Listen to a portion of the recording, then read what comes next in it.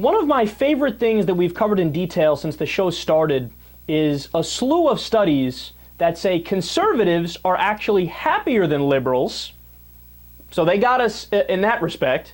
And liberals are likely to be smarter than conservatives. So we got you in that respect. It's 1-1. It's 1-1 according to the score. So there's been many studies verifying that same theme. Now understand something. I'm not saying 100% of liberals are smarter than 100% of conservatives. No, that's obviously not true. And also, the opposite isn't true. So for happiness, it's not like 100% of conservatives are happier than 100% of liberals. So you have to realize we're just talking by and large here. We're talking in generalities. But understand, the research does back up those basic claims. So now there is newly published research from Canada in the journal Personality and Individual Differences by psychologist Cara McInnes of the University of Toronto and Michael Busseri of Brock University. They find, quote, a significant association between authoritarian attitudes and a subjective sense of well-being, and that conservative ideology may promote positive psychological outcomes. So when I read that, I immediately thought of this clip. I mean, if the Supreme Court were to say that we're going to suspend the laws of gravity, how ridiculous would that be? People would say, oh, that's crazy.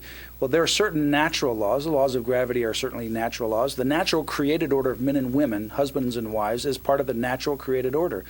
You may want some other union, but you cannot create marriage into something that is incapable of being. As a policy matter, same-sex marriage says that boys and girls don't need moms and dads. They're absolutely irrelevant to the well-being of children, and we know that that's simply not true. This decision ought to be treated and considered in the same category as Dred Scott, as Buck versus Bell, as Korematsu, the internment situation where they interned people simply because they were of Asian or Japanese descent. This one falls in that same category.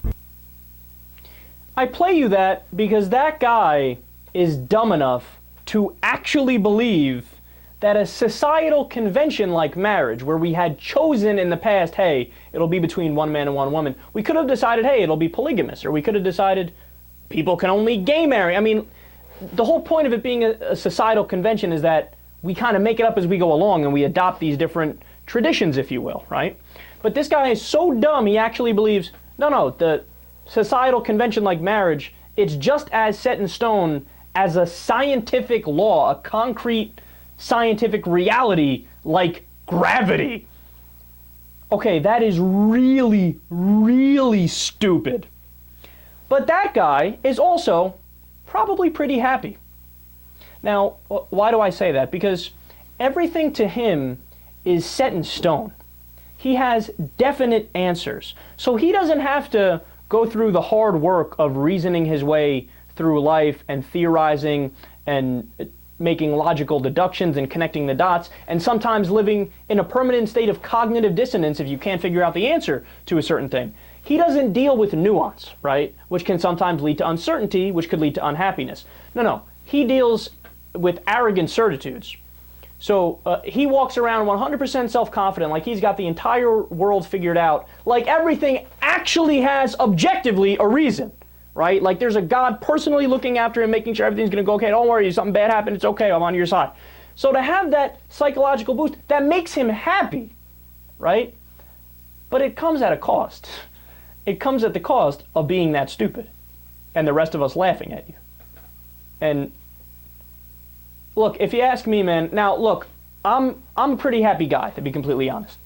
So I don't really struggle with two separate issues here, one pulling me towards being dumber, one pulling me towards being smarter, and I have to choose. It's not mutually exclusive, right? But if you had to pick between being that tremendously ignorant but being happy, or being, I don't know, below average on the happiness scale, let's say, not miserable, but you know a thing or two, and you don't have to remind yourself not to touch the hot stove. Yeah, I would pick that.